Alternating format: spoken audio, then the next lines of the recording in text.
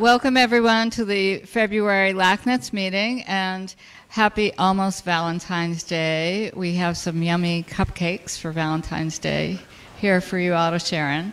And I want to thank Cedars-Sinai for hosting us this month. It's always great to have a full room like this. And I want to welcome everyone on the live stream who's joining us as well from across the country and around the world. We have an exciting meeting today, but first I'd like to announce a save the date. So every year LACNETS does a big annual conference for patient education. This year we will be hosted by Cedars-Sinai in a very large auditorium, and the date is June 8th. So it's a Saturday. It will be a full day event with breakfast and lunch and great networking and a really robust agenda of many different of our doctors and healthcare providers. So I hope you'll join us and save the date for Saturday, June 8th here at Cedars-Sinai. And the next meeting will be March 9th at City of Hope, which is a Saturday meeting. That's going to be on surgery for NETS with Dr. Singh, who is the surgeon there, and Dr. Lee, who is the medical oncologist. Skipping ahead, May 11th, we'll be hosting Dr. Eric Liu from Denver, the surgeon, and that will be at the Cancer Support Community. All of this is on our website, and you may see some rotating slides as well during the break. We also have some net resources. We get asked a lot of the same questions, so we decided to put these together in one document, and these are at the back of the room by the food. These are net resources, and many people say, well, who's the best doctor in Los Angeles? And we don't endorse one particular doctor, but as LACNETS, we want to let you know of all the resources that are available here. So this list, in alphabetical order, no preference, mostly UCLA, Cedars-Sinai, and City of Hope, and the oncologists who see the most NET patients in this area. We also have lots of resources. There's a lot on our website and our YouTube channel, so all of that information is here on this sheet. And I also wanted to mention something else, that this is called Net Vitals, and some of you have seen this. Some of you have helped us develop it. This was something developed by Lisa Yen and myself, along with Dr. Dan Lee, as a way to help patients communicate with their physicians. And it's basically, we got this down into the fewest questions possible. If you take a look at the form, which is also available online, it's really the core questions for what define your disease state at this moment. So they're medical questions, and a lot of times we find that patients don't know the answers to all of these, and that's okay. That's actually why we did this, so that it's part of learning the same vocabulary, so when you meet with your physician, you actually are speaking the same language. And we did a webinar, which is available online. It's an hour long to take you through question by question. So if you have any questions about this, come speak with me or Lisa. Lisa, can you raise your hand? And we'd be happy to help you out with learning more about this. And the idea was that you bring this to your physician, and then your physician very easily can take a look at this and get a good sense initially of your disease state, rather than maybe bringing in a bank box full of your last few years of records. We also have NetConnect, which helps a program to help connect patients, and we have a new internal private email. And so if you want to ask someone, well, which do you like better, sandostatin or lanreotide? That's a great place to do that. What's your experience been with that? I'm having this procedure, and I'd like to talk to somebody else who had this procedure. The private email is a great place that's just with us. It's not open like our Facebook page. So that's a great way to network with other patients. So I'd like to introduce our speaker today. We actually have 3 speakers today. And Dr. Andrew Hendifar is the medical oncologist here at Cedars-Sinai. And he is here to speak along with Dr. Gong and Dr. Louise Thomson, who will be here shortly. So please welcome Dr. Hendifar.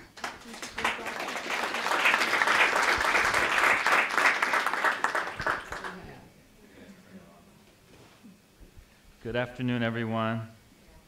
Thank you, LACNETS. Thank you, everyone, for coming today. I try not to bore you, so I invited 2 other speakers to kind of speak a little bit about some topics of interest. And everything we're going to talk about today are very, very current, very topical issues. I'll be talking about what's happening with immune therapy in neuroendocrine tumors. I think it's a topic that's very important. Dr. Gong will be talking about precision medicine in neuroendocrine tumors. So there's different types of approaches to cancer therapy. One is immune therapy, one's precision therapy, and Dr. Gong will talk about that. And finally, Dr. Thomson will talk about PRRT, and she'll focus in on what are some of the, newer ideas, newer things happening, not just for mid-gut tumors, but other types of tumors. She'll talk about how PRRT works for other types of patients. So let's talk about developing immune therapy for neuroendocrine tumors. So does anyone know who this is a picture of? So these are Nobel Prize winners for medicine, and actually 2 scientists who developed immune therapy for cancer. So we're very proud of both of them. I had the pleasure to meet Dr. Allison not too long ago. But they've done remarkable work, and that shows you how important immune therapy is, that they already won the Nobel Prize for it. So it first started off, the story of immune therapy and cancer therapy started off for melanoma. And when I was in training, I was in the clinics actually when they were first giving IPI to patients with melanoma. And the most interesting thing about the story of immune therapy is that melanoma was a tough cancer. Really, no treatments really worked. And they were giving patients IPI. And one thing that happened was the side effects were different than any chemotherapy you've ever done before. I mean, completely different side effects. We didn't even know what we were seeing. Patients would have diarrhea, and we thought it's chemodiarrhea, but it wasn't. It was autoimmune diarrhea. And then they would get coughing, and we would think, oh, what's going on? They have an infection. No, it's autoimmune inflammation, skin rashes, all kinds of new side effects that we're just all learning about. And the first few patients, they would tell us, we feel better. And we looked at the scan, and the scan wasn't that much better. And so we were very confused. And what ended up happening is we realized that when you give immune therapy, there's an immune flare. So at first, the immune system fights the tumor swells a little bit. Then later on, there's the shrinkage and the benefit. And what's also different is that on immune therapy is one of the first cancer therapies that for some patients, not everybody, but for the patients who it works really well in, it can work for incredibly long periods of time. And there are still people on this study that are still, that are still kicking, still doing immune therapies. So melanoma has became the prime treatment for immune therapy. Other therapies have been developed. So there's 2 basic classes. Both of them are what's called checkpoint inhibitors. I don't know if you've heard that word before. But the way checkpoint inhibitors work is basically by stimulating the T cells. Another way to give stimulated T cells is to actually develop them in the lab, and that's CAR T cell therapy. So T cells are collected from the patient's blood, they're reprogrammed to fight cancer and reintroduced. So the cool thing about immune therapy, again, is when it works, we want to see this. Some people, it works for a very, very long period of time, and you see separation of curves between standard treatment for how long a therapy works. Why does immune therapy not work for every cancer? So the issue is that for the immune system to identify a cancer cell, it has to look different than a normal cell, which is a problem for cancer, right? Because what is cancer? cancer is just a messed up normal cell, right? It's a cancer, it's a mistaken cell, or I like to call them dumb. They're just kind of dumb cells. People say, you know, give cancer nefarious characteristics. I don't, they're like maybe a bad child. Dumb, they're just kind of dumb, they make mistakes, they bumble around. And so if you don't have a lot of mistakes in the tumor, so if the tumor doesn't have a lot of mutations, it doesn't look disfigured enough, your immune system just can't see it. Now, does anyone want to get extra points and look and be really smart? Why is melanoma for the immune system to see? So two things. One is that melanin is something that the immune system can sometimes, you ever seen people who have patches of vitiligo? Have you heard of that? They have patches. So melanin is something that your immune system sometimes doesn't like. Not only that, sun damage. So sun damage causes a lot of inflammation, a lot of genetic changes. So the melanoma cells, when they're developed, the cancers, are quite disfigured. So the immune system already is able to kind of find them. So you're giving them a boost. So when you look across different types of cancers, immune therapies tend to work better when you have these disfigured cells. How does that work for neuroendocrine tumors? So based on what I told you about the immune system, can anyone guess, would it work better for high-grade tumors or low-grade tumors? The immune system works better for high-grade tumors? Yeah, you meant high-grade, right. Yeah, you did. Yes, right, because low-grade tumors are bland genetically, right? They don't have a lot of mutations, they're not disfigured, they're well differentiated. That's what that means. That means that they look like our own cells. They don't look so different. Versus the high-grade tumors, they're disfigured, they're high-grade, they have lots of mutations, and so that's the issue at hand. So this is looking at well-differentiated neuroendocrine tumors, PanNETS, and carcinoids. This is one of the checkmate. It's a checkmate study. This is the first published data on neuroendocrine tumors. And in well-differentiated tumors, now these are investigator-reported, so investigators, we tend to be very optimistic and like, yeah, you're doing great, it's working, everything is, you know. So it showed some promise in the beginning.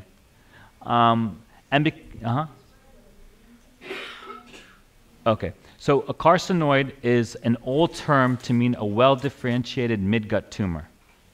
A PanNET is a pancreatic neuroendocrine tumor.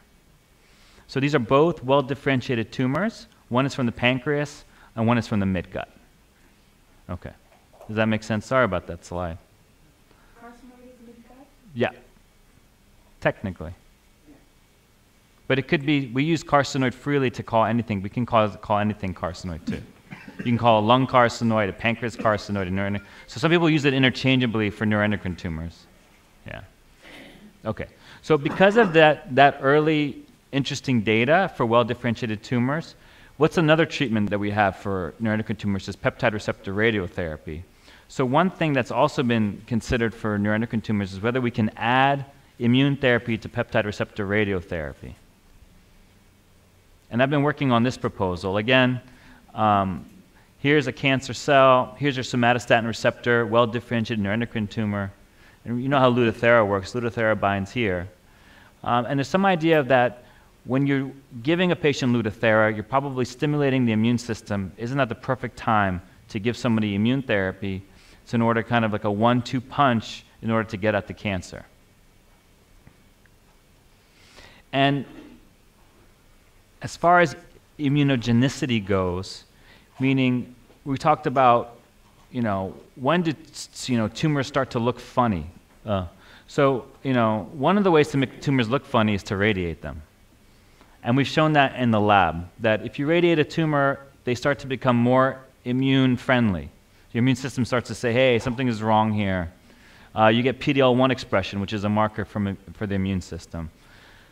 So that's another reason why the combination is promising. Are you saying that that increases the visibility of the tumor? Right, right. So the study I'm proposing is to do the combination together. We've been trying to do it through the SWOG cooperative group.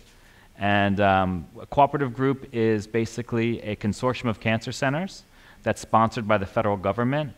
So I've been trying really hard to put this study together. And so far the feedback I've been getting is that a little bit concerned that maybe with the first time someone's getting PRRT is not the best time to do it. Maybe we should do it the second time they're getting PRRT. So the concept is being developed, and it looks like it's probably going to be an idea where if you're getting PRRT for the second time, we're going to try immune therapy with it. And here's the Checkmate study again. This was promising early data. And this is what it looked like in Checkmate 032. This is for high-grade tumors now. So let's talk about the data for high-grade tumors. So you know, immune therapy is approved for high-grade tumors. You can use it. In Checkmate 032, this is for small cell lung cancer, which is a high-grade neuroendocrine tumor of the lung. Here, one immune therapy was compared to 2 immune therapies. And what's always easier to look at these graphs here. And here you see these 2 graphs. The combination immune therapy did better than the single immune therapy. So this is why some of you may or may not have heard, but a lot of times if you have a high-grade neuroendocrine tumor, your doctors will recommend 2 checkpoint inhibitors together versus 1 based on this experience in small cell lung cancer. There's been another study that's close to accrual called the DART study. The DART study was part of the MATCH trial. And what they did is, and this was a big national study, patients who had high-grade neuroendocrine tumors were enrolled, and they were also given doublet immune therapy. And that data should be published soon. So to go back over everything, I would say the status of immune therapy now is that there's a very little bit of activity in the well-differentiated tumors, anywhere between 4 to 6% benefit in well-differentiated tumors when you don't select any one particular. Whether we'll be able to select that 4% out is to be seen. So for well-differentiated low-grade tumors, immune therapy by itself has not becoming a standard of care, because we all don't think 5% is enough, right? That's not good enough. For high-grade tumors, though, immune therapy's already arrived, and we're doing it in the clinic. So that's pretty cool. All right. And one thing I also want to tell you about, there is a new clinical trial. A lot of patients have been asking me about it, so I figured I'd present it here today. This is what's called, it's a Xencor antibody. This is a bispecific antibody. And what this bispecific antibody does is it has one arm that binds to the T cell and one arm that binds to the serotonin, the somatostatin receptor on the neuroendocrine tumor. Okay? And by that way, it's able to kind of bring the immune system to the tumor. You see this? You see a T cell, and you see the tumor cell. And what tumors have SSTR2? Neuroendocrine tumors, right? So it's kind of like, think of it like this way. Like one hand is holding the tumor, one hand is holding the T cell, bringing them together. So bispecific antibodies have been actually quite active right now in colon cancer. And there's one drug in particular that's moving through development.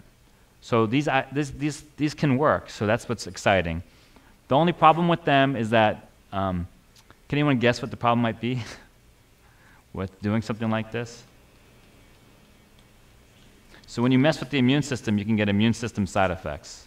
So that's one of the problems. So they can be a little bit, sometimes you can have a little bit of an immune reaction to it. So for this study, we're keeping a very close eye on patients and giving the treatment as an inpatient in the hospital.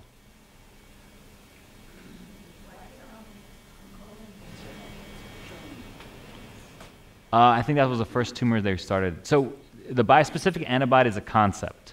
So what you need is, so you need 2 things. This part is easy, the CD3 part. Because that's your T cell. Your T cell, that's fine. It's this arm that's hard.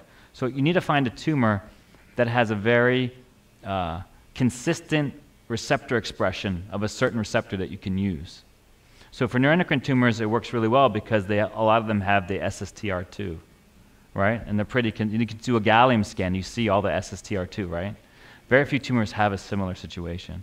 For colon cancer, they have CEA, which is another antibody. So what you can do for them is you can take a piece of the tumor, look at it under the microscope, make sure there's enough CEA, and then they would be included for that drug. So that's the problem, yeah.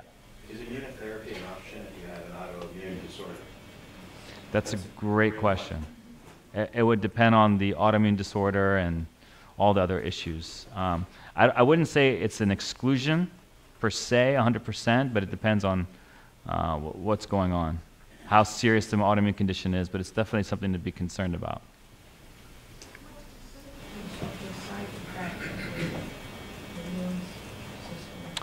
So, right, so immune system reactions, for the standard treatments that are approved right now, it's usually like an itchy skin rash.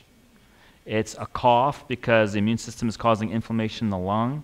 It can be diarrhea because the immune system is causing the diarrhea. So we call them immune-mediated side effects.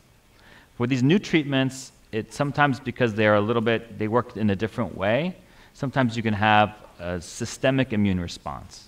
They call it cytokine storm. It means a lot of inflammation in the body. Or cytokine release syndrome. Attack healthy cells. So the immune system, if your immune system is overstimulated, it can affect healthy tissue. Right. But an easy way to put a brake on the immune system is to give steroids. So in the clinic, they tend to be very safe medications because if you're having an immune side effect, we're able to stop it with either just stopping the medicine or give you a steroid, which immediately stops the side effect. The only hard part was in the beginning when we didn't know what was happening, and then that's when you get kind of in trouble because you don't know what's happening. But now so many patients have received immune therapy that... Is it just shrinking the tumors or is it getting rid of it altogether? Oh, so the question was, is this shrinking the tumor or getting rid of it altogether? Most of the time it's shrinking it, and once in a while it's getting rid of it altogether. Yeah, exactly. Remember those curves in the beginning I showed you? So yeah, that's what's neat about immune therapy. Sometimes it can get rid of all the cancer cells. Yeah. Well, all right. I hope I didn't talk too long. Thank you for your attention. All right. Hello, everyone. I'm John Gong, new to the practice with Dr. Hendifar, but also seeing some neuroendocrine patients, and some of you I recognize in the audience. Thanks to the organizing committee, Dr. Hendifar, Dr. Thomson, for inviting me to give this talk on precision medicine in neuroendocrine tumors. It's a pretty broad topic, but an ever increasingly popular one. So to begin, I'd like to talk about the human genome. Do you all know what a gene is? It's essentially a segment of DNA that encodes for a lot of different proteins that help a lot with our biologic function.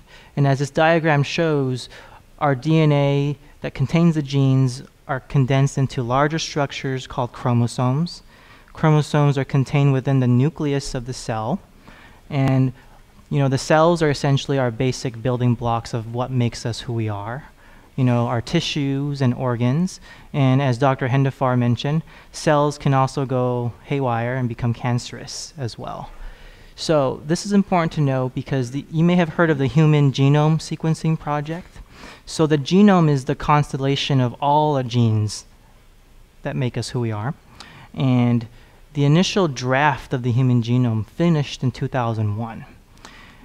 It was an extensive effort, global effort, took about a decade to do, cost about $2.7 billion. And at the end of this all, they had mapped out about 3 billion DNA bases. This is why it took such a long effort. But at the end of this, we had our first draft of a human genome, a reference genome, because in order to figure out what's wrong, you must know what's normal. So why did it take so long? Why did it take 10 years, so much money? Because they were using essentially an old school kind of technology, Sanger sequencing. And what this means is that what they use is, so DNA, the way it's designed, there's 2 strands, double strand, and a double helix, right? If you know the identity of one strand, you automatically know the other side, because they're complementary. That's the way it works. So they use a small segment of DNA called a primer, and that attaches to the target DNA of which you want to know, which is the template here. What you do then is you add a bunch of other single DNA bases, and they've designed it where they have a tag at the end. And what it does is when it binds to that complementary part on the unknown DNA, it produces a signal, a light signal. And this signal gets sent to a complicated array of computers that maps it out and reads out the sequence for you and reports it. The problem is this was being done single base by base. It was automated, But as you can imagine, 3 billion bases, doing it one at a time, even in automated, would take a huge global effort. And that's the reason, that's the initial foray of how they sequence the human genome. Now, this is a timeline of the most important hallmarks in genomic sequencing. With the advances in technology, what they essentially did was, with the Sanger sequencing, they essentially developed technology that allowed it to do it massively parallel in sequence, just many Sanger sequencings at once. And these devices are known as next generation sequencers because they were the next generation after the original Sanger sequencers. Another term that you may hear in the literature or in the news, massive parallel sequencing, high throughput functionality. These are all concepts that we're just doing it at a much more massive rate and capacity. The first of these sequencers was the Roche 454. That was, I'm sorry, it's a little blurry on, is it me or is that, yeah. It's, the first sequencer was released in 2004. This was followed by the Illumina sequencer and solid sequencers. These are just commercial names for the types of machines that they were using. And then the actual draft of the human genome finished in 2003. And with this reference genome in hand, they were able to now completely sequence an individual person's genome, which still costs about $14 to $25 million by 2006. So made some progress with some time. Cost was substantially cut down, but still not quite there for commercial use. And with these recent technologies, we realized the genome has about 3,000 billion DNA bases. Not all of them are going to be implicated in cancer. Actually, a lot of genes in our genome don't have any function at all.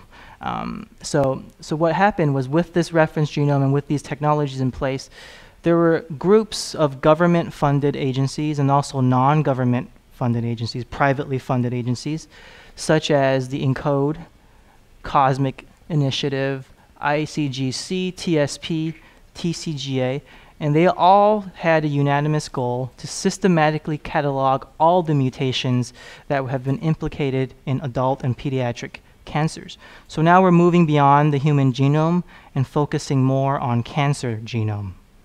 And this is very important because this is essentially what the field is leading now into for using precision-based therapies in cancers and such as neuroendocrine tumors.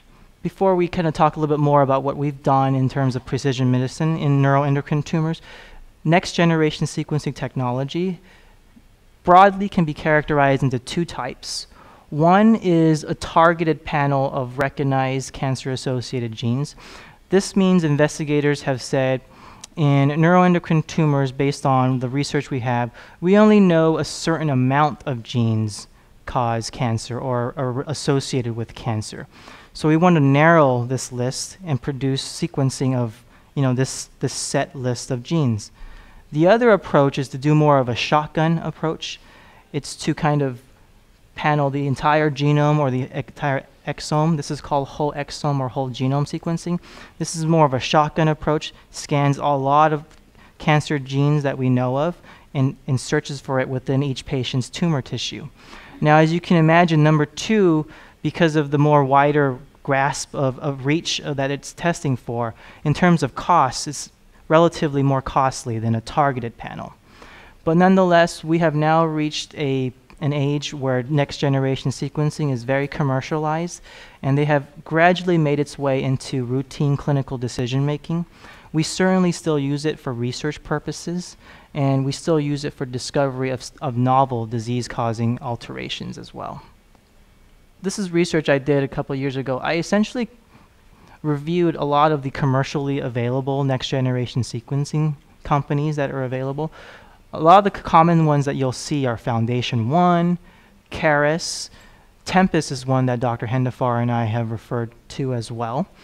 And in terms of sample requirements, most will require tumor tissues that have been preserved by your pathologist and stored in the hospital in what we call FFPE, or fresh formalin fixed paraffin embedded tissues.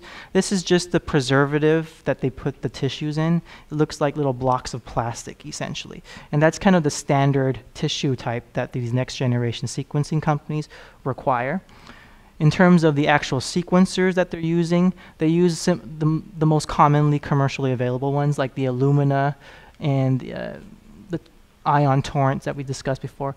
And now this is the third column here, or the fourth column here, is the genes covered. This is a way, it's a commercial industry. So next generation sequencing companies will say, hey, my test here covers 315 genes. How much does yours cover? You know, other companies, for example, Foundation One covers 315, Caris over 600, Tempus is around 1,000, actually. And this is, you know, one way of, it's a commercial industry, their pitch, essentially. For us as clinicians, we know that there are a finite number that have targeted therapies available. So oftentimes, yes, it's good to know more information, but oftentimes we're left with a lot more information of not what of uncertainty, of uncertainty, what we're doing with these other mutations that they're testing for, but yet there really isn't any targeted therapies available, nor has it been studied before. These are all certainly hypothesis generating in that they can lead the next studies about figuring out what these mutations offer. And then cost is always a concern, right? So here I've listed out the costs. As you can see, we've made a lot of segue from the billion-dollar genome to now a few $1,000s per each individual patient. And then time of turnaround is a very important question that patients always ask. How long are these next generation reports going to come back? You know, and here a range about 14 days. Some say they can even get it to you within the first week. In our experience, it's about a few weeks, you know, 1 to 2, 2 to 3 weeks turnaround time. And then there are also some hereditary cancer genetic testings that, you know, are also available as well commercially. So now let's talk about our research that Dr. Hendifar and I have done in terms of looking into neuroendocrine tumors. What we did was collaborated with a company called Perthera. This is a unique company in that they're not actually performing the next generation sequencing. What we do is we send out the tissues to them. They send it out to the next generation sequencing companies, and then they condense it, filter out what's important and not, and provide a consensus expert report of your mutations and what targeted therapies and what clinical trials are available. And what we did was we investigated a cohort of 46 patients. As you can see here, the median age was 52 years. The majority were female, 52%. The majority were stage 4 pancreatic neuroendocrine tumors, 54%. These are metastatic, meaning the cancer has spread from within the organ from which it came. The majority, 65%, were low intermediate grade, and the most common site of biopsy was the liver, followed by the pancreas. This meaning the most common site of where the tissue came from, for which we did the next generation sequencing. And what did we find? So here the top half is the genomic sequencing, and the bottom half are actually the proteins. So this is genomics, and then the bottom is proteomics, meaning the protein expression levels of these patients' tumors. And as you can see here, the most common 2 mutations that we found in pancreatic neuroendocrine tumors were those of MEN1 and DAX. You can see the percentages in the third column here. And we also listed in the middle column what role do they have biologically as a gene.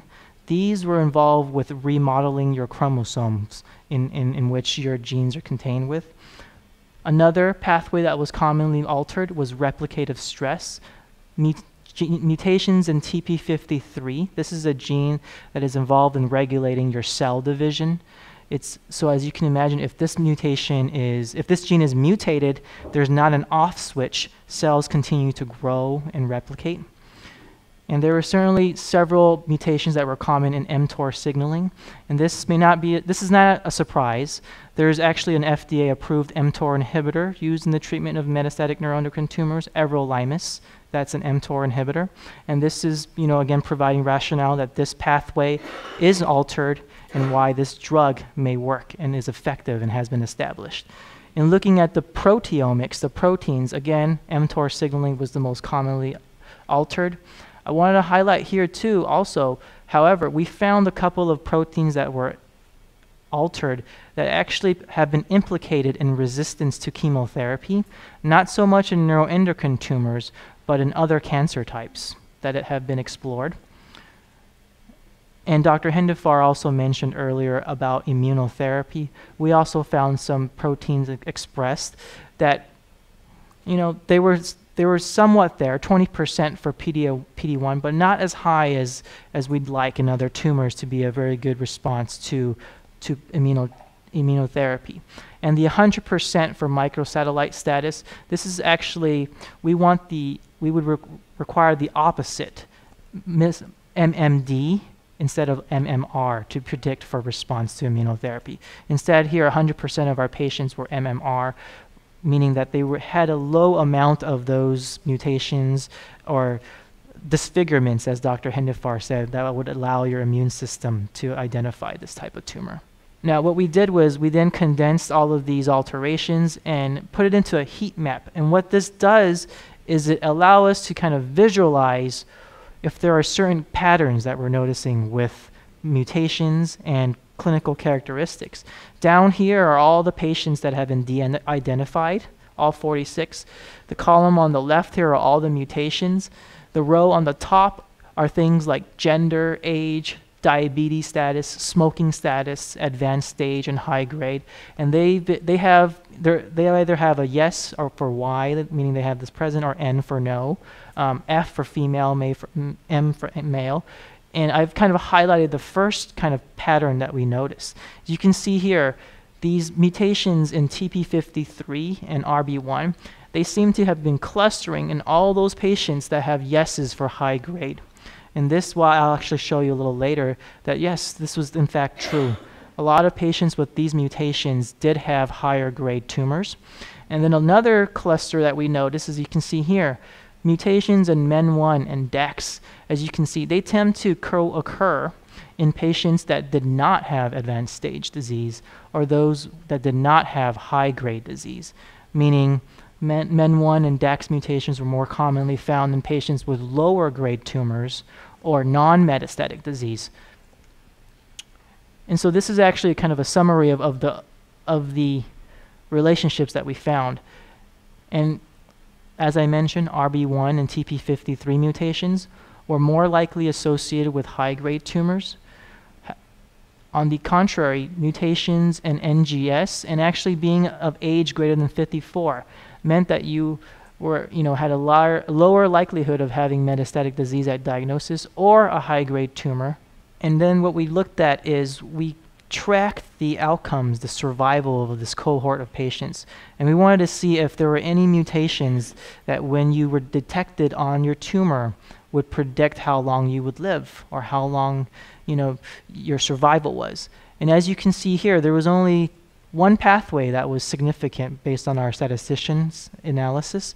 Here, if you had an absence, which means you did not have this type of mutation in the replicative stress pathway, the most common ones were TP53 and RB1, that you were put in that top blue bar there. And look at that blue bar. They're still going 10 years out, right?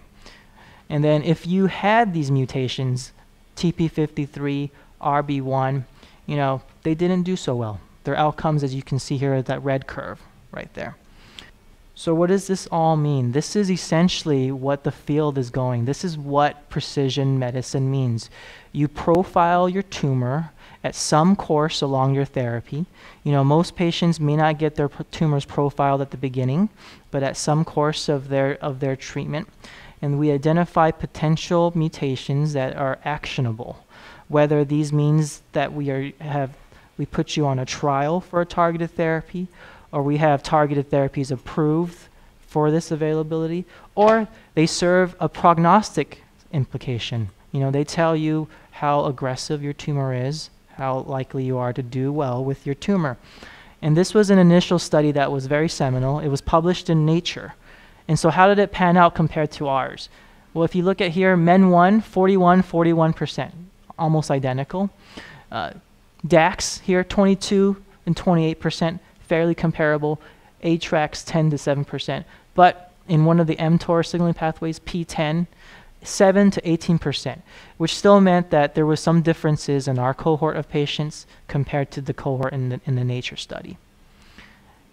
And I'm almost finished. I didn't want to bias. Just because we did pancreatic neuroendocrine tumors does not mean there's not active research going on in a lot of different tumors. So there's papers coming out in profiling in pulmonary carcinoids. There's papers coming out in small bowel or mid-gut neuroendocrine tumors as well.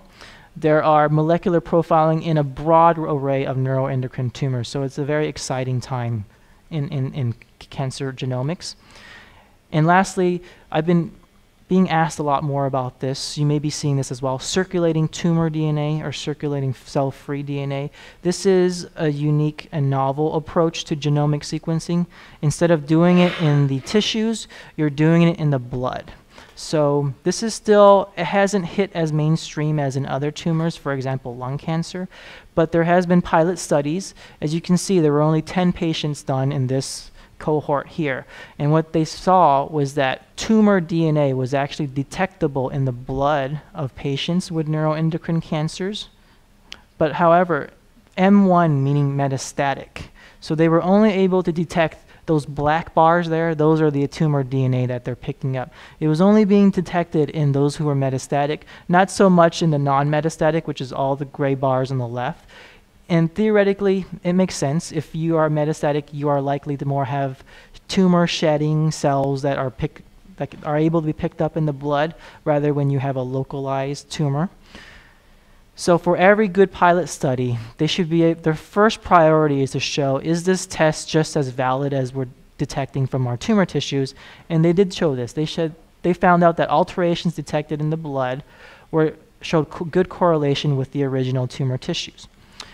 But they also found out, and this is, I think, what a unique twist of what circulating tumor DNA offers, is that this patient, they reported him or her twice, the number 7.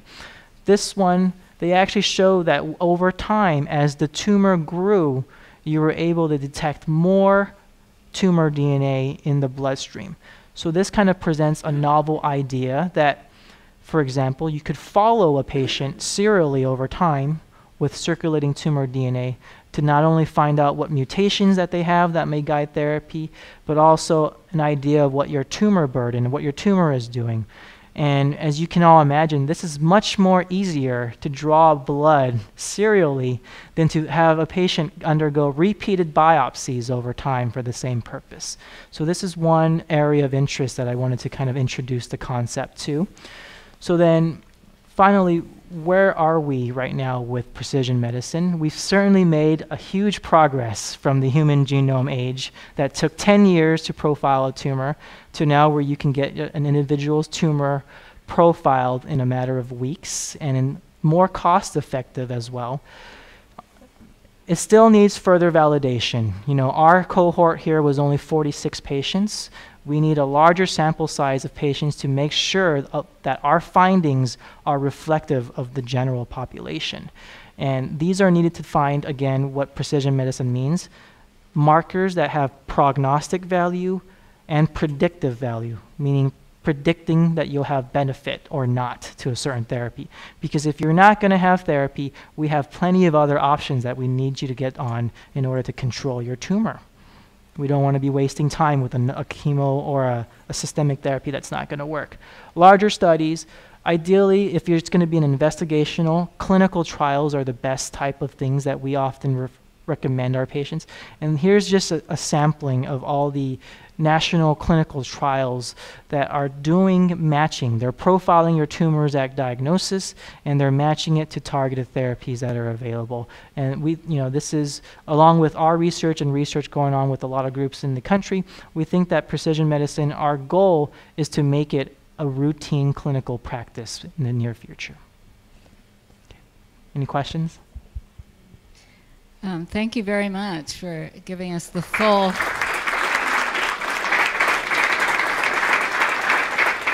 That was great to take us all the way from the beginning. So we have some questions that came in ahead of time by email. And also I wanted to ask you, are any of these now covered by insurance to have this testing? These companies are very equipped, and they've streamlined it into their processing. Financially, there shouldn't be an issue, regarding that. Okay, and that's available at Cedars, or will? Yes, so Okay. Dr. Hendifar and I send out our, like I said, at some course, we do certainly send out next generation sequencing, and we're hoping to do this on all of our patients. Excellent. Yep.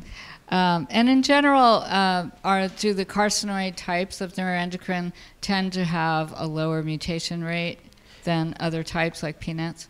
So Dr. Hendifar kind of showed that slide earlier of the mutational both burdens, sides. and certainly compared to, melanoma, which was that big bar of mutational burden, carcinoid neuroendocrine are more towards the other end of it. The four highest mutational burden tumors: melanoma, lung, bladder. But there are ongoing strategies, as Dr. Hendifar mentioned, of overcoming that, and making our immune system able to react and target even tumors that are thought not to be as immunoreactive compared to melanoma. Great. And if you could, one of the patients emailed this question. If you had an SDHX patient, and I'm not sure what that is, but maybe you can help us, in your office, would you recommend a TK1? So I think SDH they're talking about succinate dehydrogenase, and TK1, do they mean TKI, meaning perhaps It could be tyrosine TKI. kinase inhibitor? Yes. So that's an example of the reports that were generated from these next generation sequences. What they do is these companies, and they do have scientists, clinicians involved in their board panel as well. What they'll do is they'll peruse the literature for any kind of study that has shown, for example, SDH. They may find a study that was done in, bladder cancer, and they treated this patient, or they treated mice, for example, or rats with a TKI, and that happens to be, they weigh the evidence, and then they make a recommendation. So that's a positive, that's a plus, that it offers a potential for targeted therapy, but this is always an important decision from the treating oncologist and the patient regarding what options are there that have been proven, or what options that are certainly experimental and worth discussing. So it's a very, very complex picture, but I believe it needs to be discussed with the treating oncologist team and the patient, both ways. This is why we always talk about a multidisciplinary team for our tumors. So thank you so much, Dr. Gong. Dr. Thomson's working in nuclear medicine here at Cedars-Sinai and going to talk with us about PRRT. Welcome. Thank you. I'm talking about PRRT, which is the abbreviation for peptide receptor radionuclide therapy. It's a molecular-based approach, or precision medicine, an example of targeting a tumor based on its surface receptor. The somatostatin receptor that's expressed in these tumors is targeted directly for the treatment delivery. And I like to think of it as a Trojan horse, because you're sneaking the treatment into the body and then delivering it where you want it to work. The Trojan horse packed with cancer-killing radiation. How do we deliver the radiation with PRRT? The protein that binds to the somatostatin receptor is connected into a radioactive material. The treatment is given then through the blood system, and it circulates to then bind to the somatostatin receptors being expressed at sites of tumor. That therapy is then internalized into the alive tumor cell and trapped there, where it delivers the energy that you've attached to that molecule. The energy is called a beta emission. It goes a very, very short distance in tissue and delivers its energy right there at the site of the tissue. And so you minimize the damage to the rest of the body in targeting just the surface receptors on the tumor tissue. What all treatment aims to do is to not only increase survival, but also improve the quality of life and reduce symptoms and hopefully prolong overall survival. But you should see with that a reduction of tumor size if the tumor is shrinking back and being killed off by the radiation, in the same way that you would if the tumor is being killed by externally delivered radiation or other chemotherapies. The image there on the bottom right is a whole body image for a patient with metastatic neuroendocrine tumor that is expressing somatostatin receptors, and the image is created from a gallium-68 scan, which is the net spot scan. The distribution of the gallium-68 dotatate predicts for you where the radiation is going to be delivered when you give the lutetium Lutathera PRRT. And this is the interface between diagnostic imaging and then delivering therapy. And someone's come up with the terminology theranostics, which just gives us another word to debate how to spell it and how to say it. But theranostics is that combination between targeted imaging and then delivering a radioactive material to deliver therapy in the same distribution as the tumor. These little black hotspots, they look larger than they are in reality because of how bright the image is with the little tracer stuck to the surface receptors, but it shows us, compared to the background, how that tracer is really intensely accumulated by little sites of disease, and that will predict for you where the therapy is going to be delivered to. So if we take a step back and say, what about the non-midgut, the non-pancreatic tumors that are neuroendocrine and express somatostatin receptors?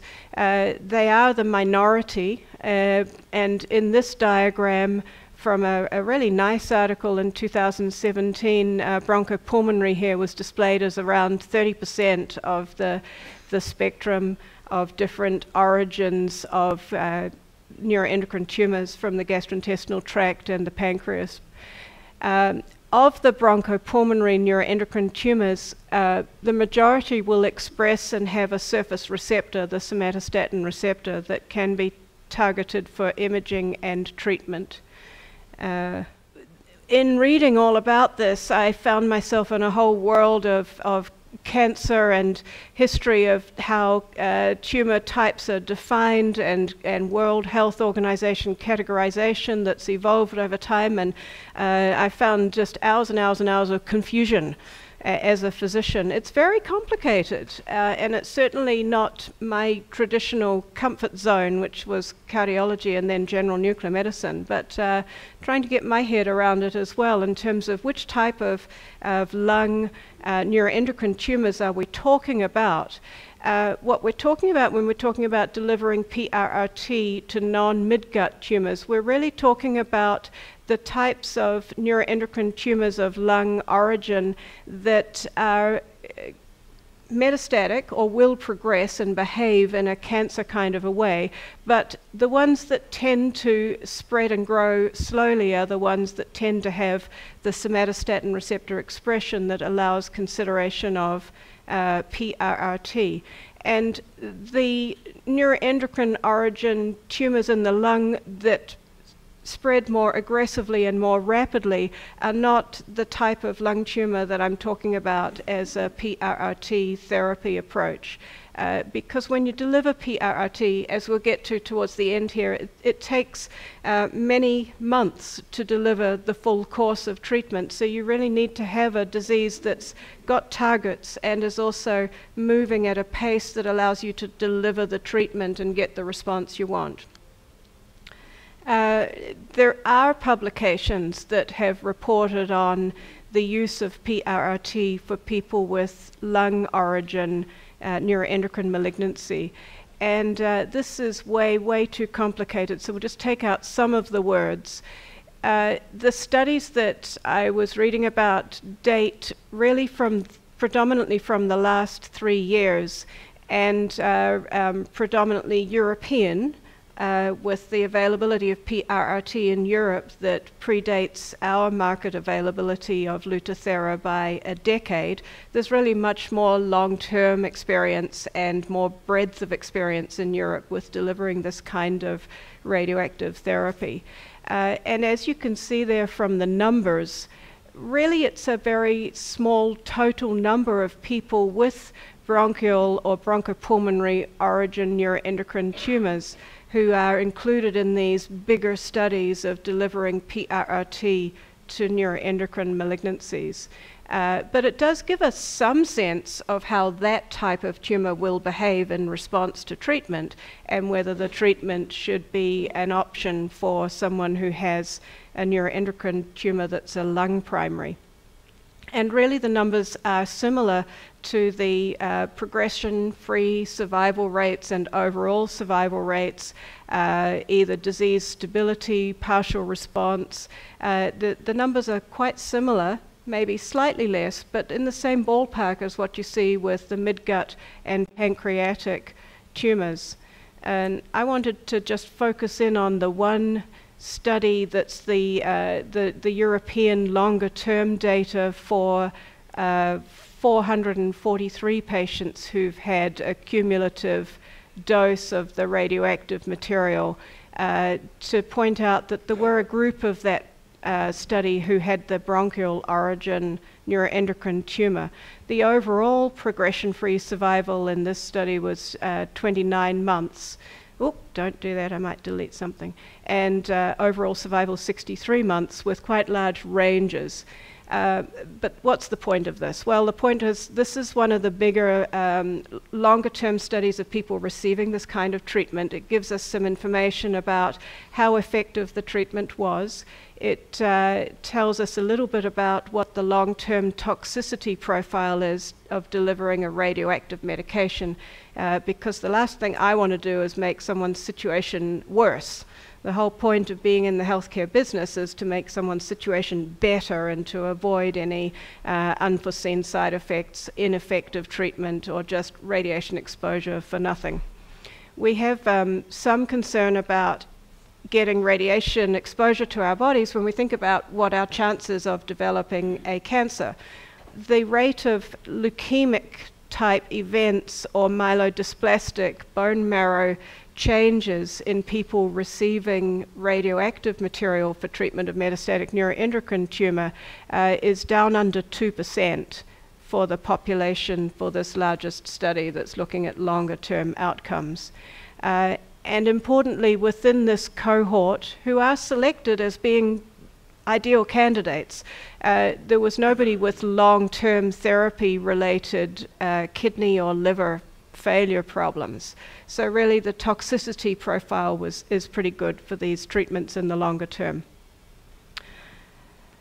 Then if you look particularly at the non-midgut, non-pancreatic subset within the study, that's only 23 patients. When you look at who's in the study, it gives you a sense of how the study data might be then applied to a broader population. It's a mix of people with different intensities of expression of the somatostatin receptor. And that's interesting to me because my brain wants to know how hot or active does a gallium-68 scan need to look before I would say, oh yes, this person's going to get a benefit from radioactive material delivered and targeting those receptors. The majority of people included in these studies have really quite intense expression of the somatostatin receptors.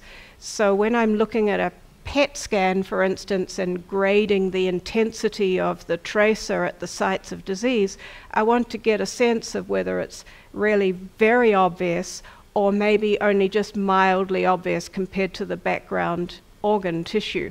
And that will predict for me whether or not someone's likely to get a benefit from this kind of treatment. they tend to be well-differentiated tumors, meaning they're organized in their structure, they are closer resembling to normal tissue, slower growing and expressing a lot of surface receptors. These are the people who have responded, who have been part of this longer-term study. So knowing things about the tumor that are not necessarily imaging-based, but can be imaging-based, the pathologist can tell us about the growth rate. When they talk about mitotic index and Ki-67, they're trying to express to us how rapidly that tissue is turning over and growing. And you can get signs of that just looking under a microscope at the tissue samples.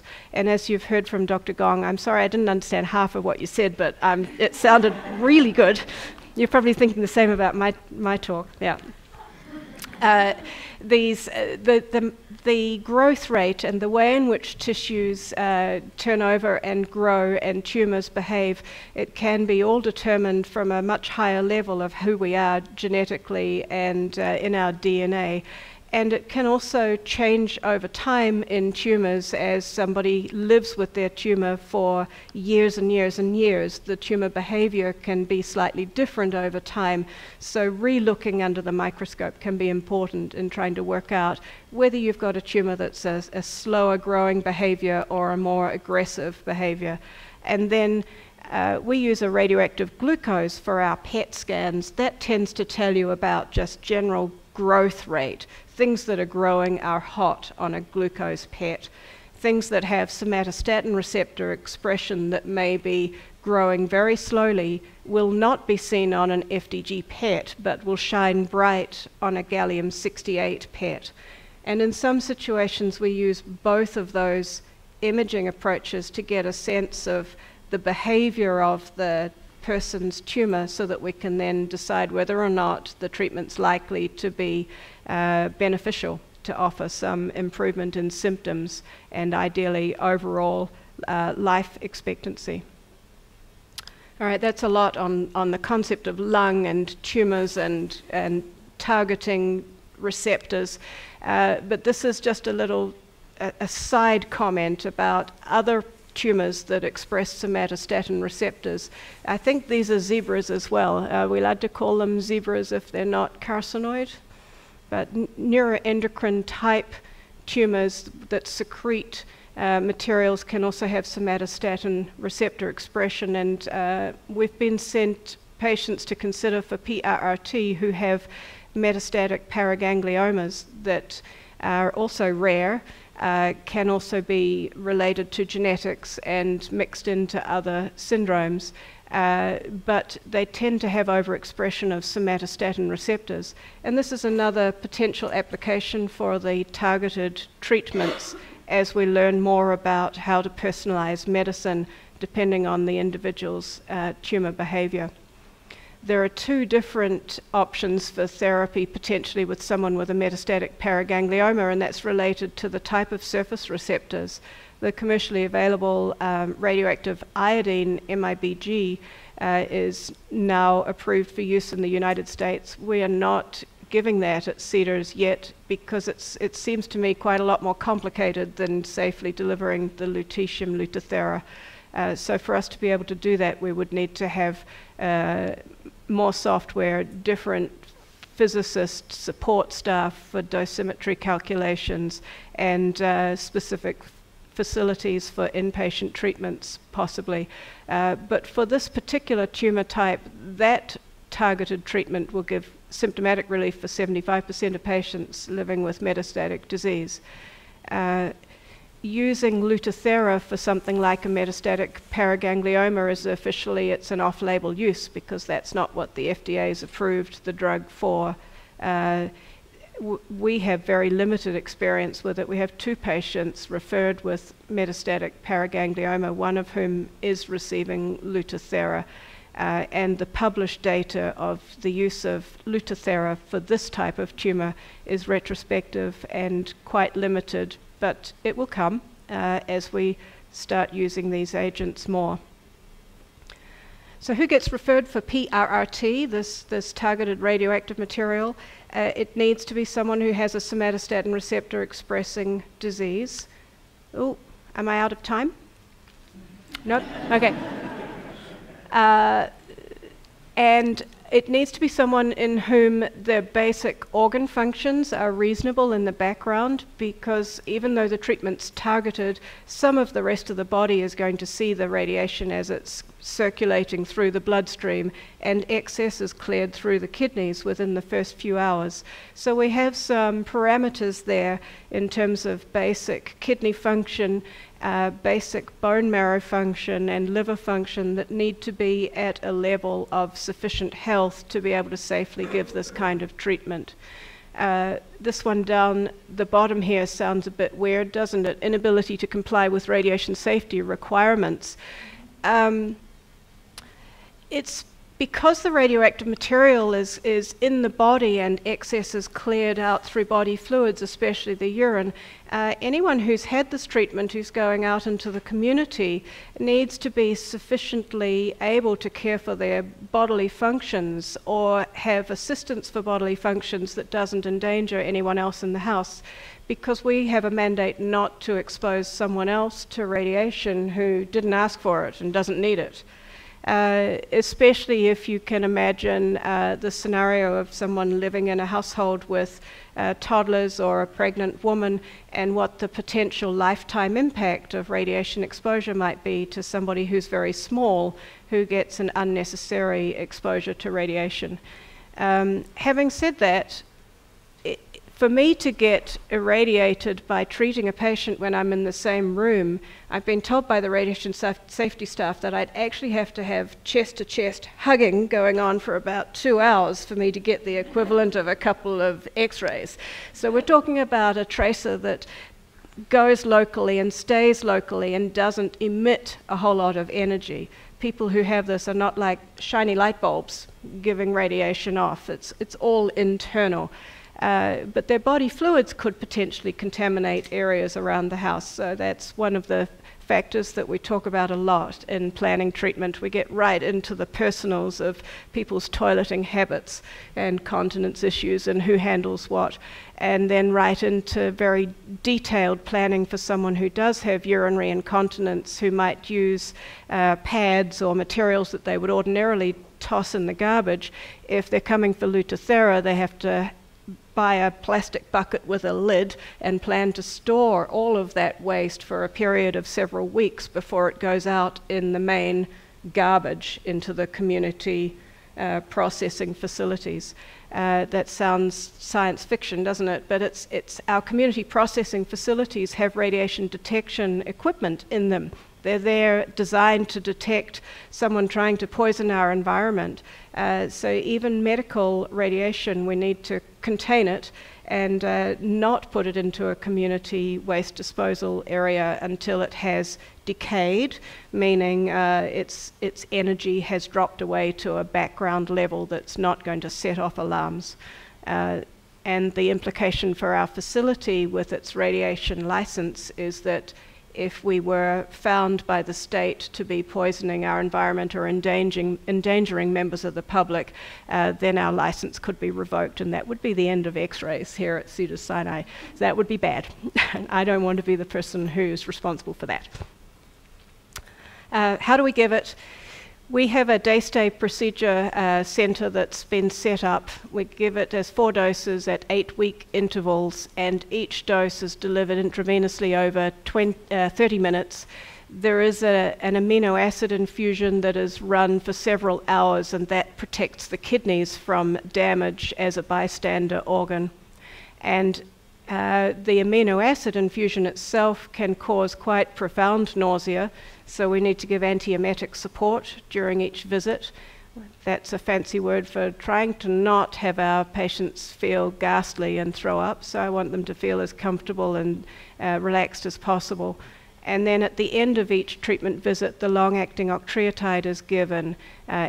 It's by prescribing guidelines to be given within 4 to 24 hours after each treatment. We choose to give it here because so many of our patients are coming from miles away or even from out of state, and I want to know that they've got that in their systems before they leave. This is what our little center looks like. We currently have quite a large room with 1 bed, although it does have the capacity for a second bed to be in there during a treatment day. We have a dedicated infusion pump, and the stuff is administered behind a Perspex screen. Just a thick layer of plastic will stop the energy from going very far. There's a TV on the wall. That's important because that's one of the chief distractions during the day. And the process for getting the treatment starts with a referral from the oncologist. Generally, it's most often been Dr. Hendifar, although I have had some contact with other oncologists directly from the Los Angeles clinic or from out of LA. The first step would be to review all of the clinical data and the image data and to discuss the situation at our multidisciplinary conference so that we are all in agreement that that's a reasonable treatment option and that there isn't any better idea, like, for instance, a targeted liver treatment if the disease is in one place in the liver. Having assessed from records that somebody looks like a candidate for this treatment, we would ask them to come and visit and meet us, look at the place, meet the staff, meet the doctor, meet the radiation safety officer, and hear about the treatment, as well as giving us an opportunity to reassure ourselves that the person is going to follow instructions for radiation safety and looks healthy enough to receive the treatment safely. If someone's receiving Medicare for their health care, then we can go ahead and schedule. We now know that Medicare is covering this treatment. If you'd asked me 8 months ago, I had no idea, but now I do know that Medicare is covering this treatment. If somebody's privately insured, then it's a little bit more of a complicated setup where the company making the stuff actually interacts with the person's insurance company and with the patient to put in place a contract that will cover any shortfall of the insurance pre-authorization. I think that's how it works, although I'm definitely not an expert when it comes to private insurance. This side of things for people who are not receiving Medicare can be quite long and drawn out. Once we've got through that process, then we can go ahead and schedule the treatment and see someone 4 times at 8-week intervals. Now, this is HIPAA compliant because this gentleman, who shall remain nameless, has given permission for us to use his image in our materials advertising our program, and he's our first official completed treatment patient. And it was certainly a joy to get to know him and his family over the multiple visits. We gave our first treatment at the end of April. We've had 33 patients referred to us over the last 12 months, thereabouts. We have now 5 people who've completed the full course of treatment and 18 people who are currently receiving treatment. Our appointments on the calendar go right through to September. 6 people still in the process of trying to get their insurance and funding sorted out. And 3 referrals who've gone ahead to have some chemotherapy first with our PRRT on hold, but in the background. Most recently and most exciting for me is the Pharmacy and Therapeutic Committee here at the hospital approved the use of a 2-amino acid infusion product. And once they have chosen their site to buy the product from, we should be able to give a 2-amino acid infusion instead of the multi-amino acid infusion, and that's relevant for comfort because a 2-amino acid infusion should have much less nausea associated with it when it's given during the treatment visit. Who's getting treatment? This is just a little snapshot. Obviously, nowhere around the country has a very large experience of people referred for this type of treatment, since it's only been available to us commercially since the beginning of 2018. But our patients referred are widely varied in terms of age, tend to be more women than men. I think that's the type of population you see with this type of tumor, but someone will correct me, I'm sure. Most patients have had a gastrointestinal or pancreatic primary. 2 people referred with a paraganglioma, 2 people referred who've had a lung primary, 1 who has completed treatment who had a renal primary. And we have 2 people who are in process to receive treatment who've had treatment before, either in Europe or through a clinical trial many years ago. Second time around, PRRT is again evolving in terms of the world's knowledge base about how well it's tolerated, but it appears to be relatively well tolerated without much in the way of difference between the first and second time for bone marrow toxicity or risk of leukemia or myelodysplastic syndrome. But I counsel patients that the more radiation you have in your lifetime, theoretically, the greater your chance of triggering some other kind of event. So radiation, although we all live with it from the sun and from the ground, and life doesn't exist without it, we certainly believe that we don't want to have it unless we actually need it. So that was as far as I was going to go, except to say that the molecule there provided a little framework for all of the people involved, because like our multidisciplinary team discussions, just something as simple as starting a new service and delivering a new product has just extraordinary complexity and little octopus limbs. Every time you think, yes, we'll do it that way, there's another committee and another person involved, and it certainly has taken a lot of collaboration between nursing and pharmacy and our nuclear medicine people, our facilities management people, insurance, and the biggest one there, the patient. I think our patients are extraordinarily wonderful people, and they've been just a pleasure to meet and to be involved in the care. So I can answer some questions. Did I go on too long? No, not at all. Thank you. We have a few questions that were submitted, and then maybe we can open it up to the room. One of them is, what is the role of combination therapy with chemotherapy and PRRT simultaneously? And would you use this? And if so, what chemo agents? And I realize that would be a question for Dr. Hendifar. And Dr. Hendifar does have some thoughts on this. I'm sure he'll address them when he's back in the room. But from my point of view, the patients I've met who are taking everolimus tend to have bone marrow function that's already looking like they're taking something. So the hemoglobin and the platelets will be potentially slightly lower. I don't want to go and give another agent on top that's going to potentially impact the bone marrow further. And I'm shy of doing anything that's going to make somebody more unwell. There are clinical trials that are looking at the combination of chemo with PRRT.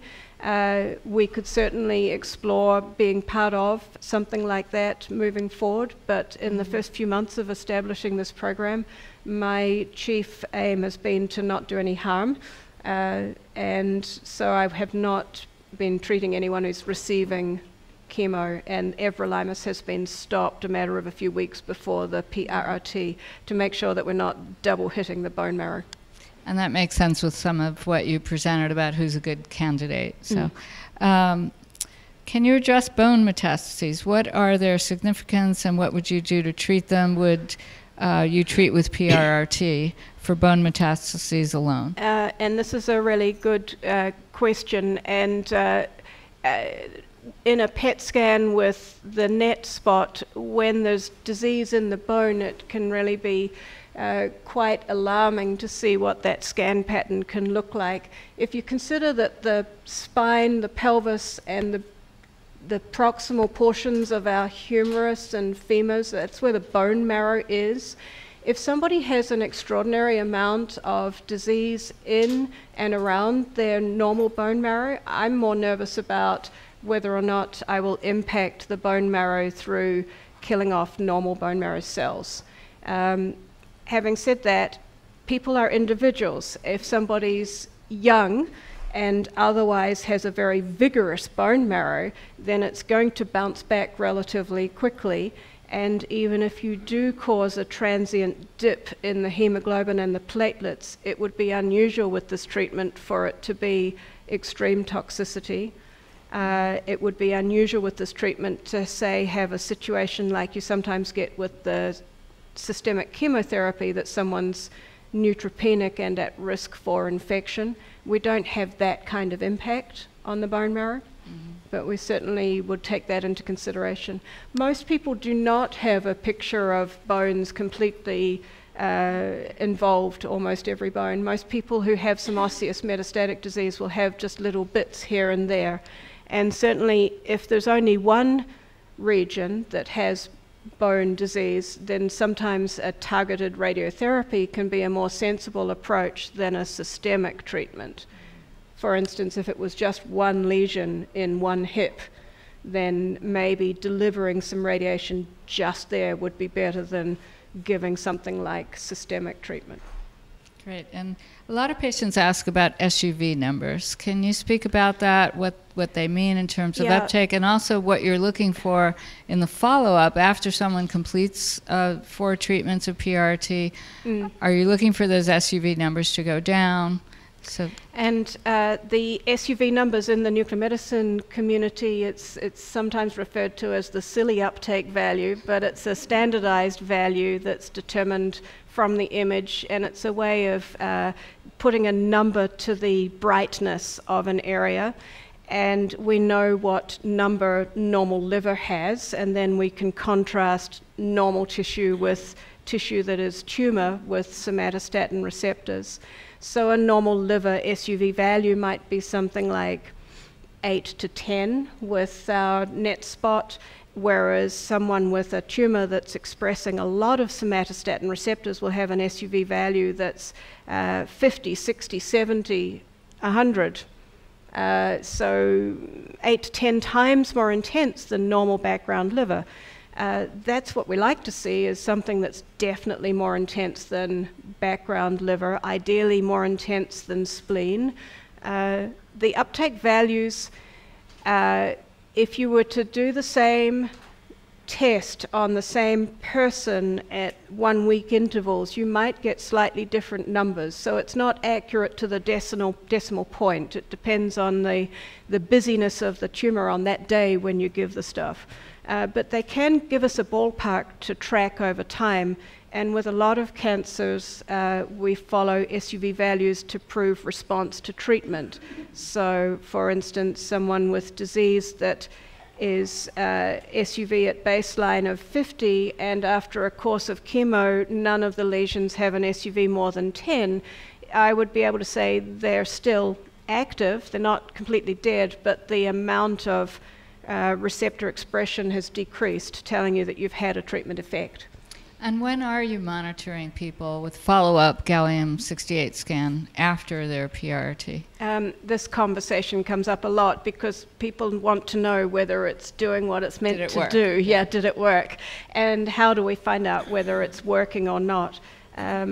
I've said to patients coming for treatment that I think if they come into the course of treatment as a selected candidate, we should complete the course and then make a judgment about the effectiveness, and that I would not suggest they go back and have more restaging halfway through the treatment course unless something has changed clinically to give them a sense that something bad, the disease is progressing, it's not working. Yeah, but if they're otherwise feeling like things are the same or better, then we will give 4 treatments before someone goes back and has another MRI and gallium. And the restaging, the follow-up imaging, it should ideally match what was done at baseline so that you can compare apples to apples. So if your disease was characterized best by MRI, then you would choose to do the same kind of MRI at the follow-up so that you could look at the images side by side. And it may be that it's a combination of the gallium PET with the MRI, depending on where somebody's disease is.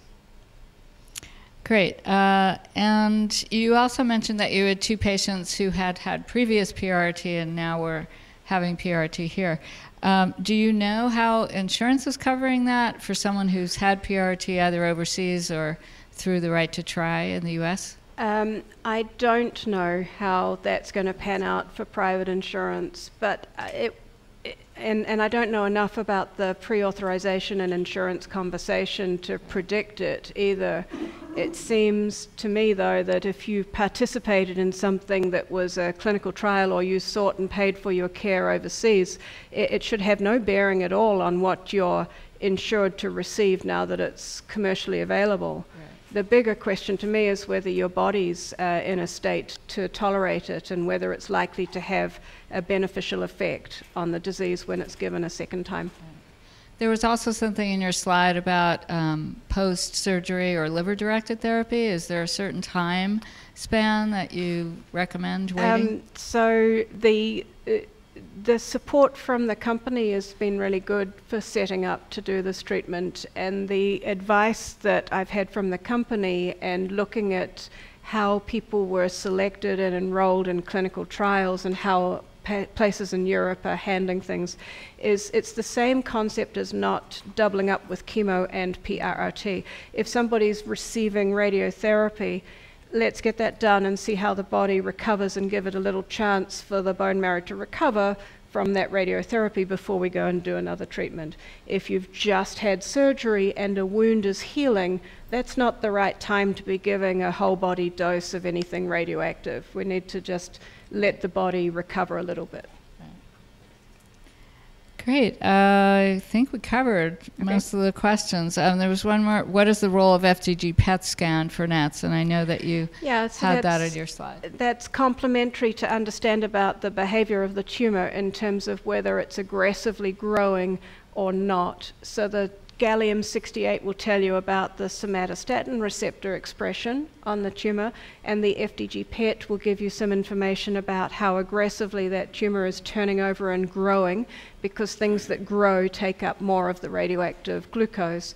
And indolent tumors and slow-growing disease tends to be PET negative or have low SUV values by FDG PET. More aggressive, poorly differentiated, rapidly progressing disease tends to have higher SUV values. And putting the two images side by side can give you a sense of whether all of the sites of tumor in the body are behaving the same way or not, and then help you predict whether or not you're going to get a good response from the treatment. Right, because we've learned that many of our tumors are heterogeneous, so they may not be the same Ki-67 when they're biopsy different places or even biopsy the same tumor. Congratulations on the 2 amino acids. That's going to be. Yeah, we're looking forward to that. Actually implemented soon? It is actually implemented soon. I can say it out loud. Yeah. That's great. The hospital is inspecting the facility. I think they're going to source it from somewhere in one of the southern states, but they need to be sure that where they're sourcing it from has adequate sterility and passed all their inspections, and that it's all about safety and not doing any harm in the process of trying to do. This is great news for us as patients to not have some of the nausea associated with the amino acids themselves, and also great for the staff here not having to deal with patients who are having nausea. We hope that that will allow us to increase the number of appointments we have each week to offer as well. And it may potentially mean that we have 2 people come on the same day and stagger their visits. So obviously we'd be very careful to pair people up who would be okay being in the room together. But that's one way to improve our efficiency and to deliver more treatment that seems to be needed. I've heard some institutions, people are leaving as early as noon because they're not having to deal with the nausea side effects. So, well, thank you so much, Dr. Thomson. Do we have some questions from our audience? I had a question for the gallium scan. What sort of resolution do you get from, like, what size tumor might you find with gallium scan? So with the gallium, the question was what kind of resolution, what fine detail can you see with a gallium PET scan? What's the smallest size of lesion that you could find? If the lesion is expressing a lot of somatostatin receptors on its surface, it will shine bright even if it's 3-4 millimeters in size. So the gallium PET-CT will find things that might not have been seen on an indium octreotide scan just by virtue of how the 2 tracers behave and the difference between the 2 camera technologies. And so whether or not we see something with a radioactive nuclear type image is not so much a function of how finely you can slice the data, like with a CT scan. Whether or not we see something is a function of what's called target to background. So if the SUV in the lesion is 5 times the background, tiny little things will be obvious. If the SUV is similar to the background, then not so much. Thank you for your presentation. You're welcome. So yeah, I've got thoughts that come from parenting experience in part, because my son says to me frequently, we are all special snowflakes. We are all special snowflakes. Every person is an individual, so each person's experience is going to be influenced by who they are, and their type of disease and their path is slightly different from everybody else's. There's another thing that I say back to him when he's concerned about what's around the corner, is that I really wish I had a crystal ball, and we can make projections for people based on clinical data. We can get a sixth sense of whether something's likely to go one way or the other, but none of us have the crystal ball to tell us what the natural history is going to be. And then, of course, there's the anecdotal experience that makes us all experts. And I'm not an expert because my experience is still really anecdotal, but anecdotes sometimes help a lot. And others in the audience may be able to speak to this, but there are certainly people who've had PRRT who've had not just a stabilization, but a reduction of the extent of disease that has then been sustained, not just for a few months, but potentially for years. And I have met and talked with people who have had years of feeling much better as a response to this treatment. And maybe one day Dr. Gong will be able to predict for us, just on the basis of our genes, whether or not we're going to be that person who gets the perfect response. So I don't know. But the restaging should be at least at a few weeks after the end of treatment, because of the long duration of the action in the body. I would have thought at least a couple of months after the end before you would choose to look again. And the restaging generally involves the same imaging that you had at baseline, so that you can compare apples to apples. And you would not want me anywhere near you as a surgeon, because that's not my skill set, so I can't comment on reversing anything. Great. I think we have time for one more question. 2 quick questions. How about you first? Just a very quick question. Is there a wait time between the gallium and is there a wait time when you do the gallium and then when you start treatments with PRRT? That's a really good question. Is there a wait between gallium-68 and PRRT? There is a wait time between when we give treatment and the last octreotide injection for someone who's receiving the depot injections. We can't give our treatment until it's at least 3 weeks, preferably 4 weeks after the last long-acting depot injection. So that's one of the aspects of timing.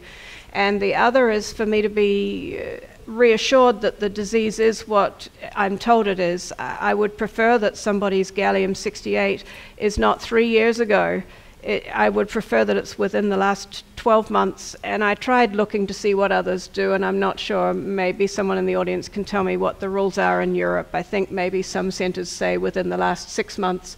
I think with our insurance issues for even getting that kind of scan, if I've seen it and it's definitely positive within the last 12 months, then I'm going to feel reasonably confident. The only rider to that is if somebody's got a tumor type that's not behaving like a typical neuroendocrine tumor. And we certainly did have one woman referred who had a more aggressive somatostatin receptor expressing tumor, and her indium octreotide scan went from positive to negative within the course of 4 months just with chemo. So I could not then follow up with the PRRT because the targets were not alive and expressing their receptors. Okay, last question. Hi. Okay, so I know with PRRT, the radionuclide originally was yttrium-90, I believe, and then it was switched over to Lutathera, lutetium. Now there's a new radionuclide, I believe, that's coming out. They're having clinical trials. It's got a shorter wavelength, but it's more targeted, and half-life is a lot slower, or it's less of a half-life. So can you tell me about what's going on there? I can tell you that there's going to be more than just one new option over the next decade, because this entire area of delivering radioactive materials to molecules, to targets, is just exploding. All of the novel options are only ever available in a research setting, and as you've seen with the lutetium, it takes years for our pharmaceutical industry to get something from the experiment to the clinical availability with FDA approval. A lot of the novel options also are at sites that have a cyclotron and have programs for developing novel tracers. We are a hospital with a lot of services, but we do not have a cyclotron, and we do not have a team of people developing novel radioactive materials. We have 3 authorized users, and most of my job is very clinically based rather than developing novel tracers.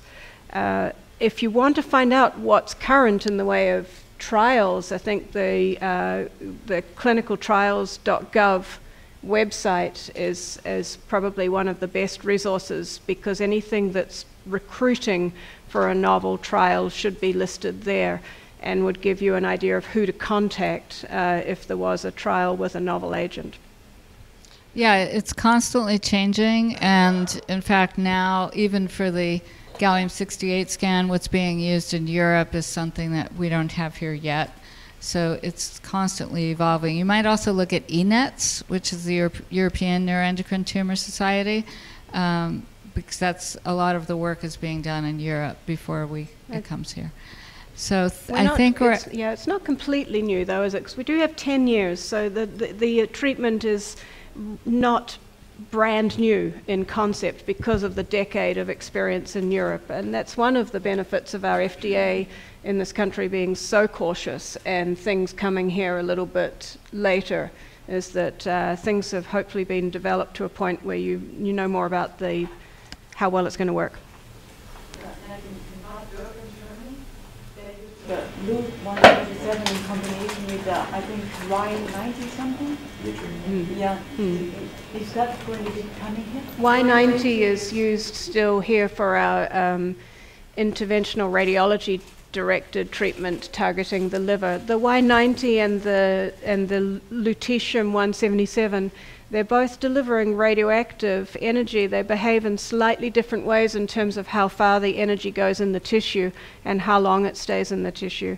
And the only FDA-approved radioactive therapies that I know of that are targeting receptors commercially available are the I131 MIBG for pheochromocytoma and this lutetium dotatate for the neuroendocrine tumors. We have a long experience with radioactive material for prostate cancer, that's a radium-223, and decades of experience with giving radioactive iodine for people with thyroid cancer.